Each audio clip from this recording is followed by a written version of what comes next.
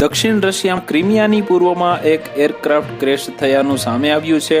વાત જાણે એમ છે કે એક ખતરનાક રશિયન બોમ્બર Tu-22M3 દક્ષિણ રશિયામાં ક્રિમિયાની પૂર્વમાં સ્થિત સ્ટેવરોપોલ શહેરની બહાર ક્રેશ થયું હતું। તેનો વિડીયો ટ્વિટર પર વાયરલ થઈ રહ્યો છે, જેમાં તે પ્લેનના પાછળના ભાગમાં આગ લાગી હોવાનું અને ધુમાડા નીકળતા દેખાઈ રહ્યા છે। Tu-22M3 રશિયાનું લોંગ રેન્જ સુપરસોનિક સ્ટ્રેટેજિક અને મેરીટાઇમ સ્ટ્રાઇક બોમ્બર છે। તેનો ઉપયોગ 1972 થી રશિયન આર્મીમાં થઈ રહ્યો છે।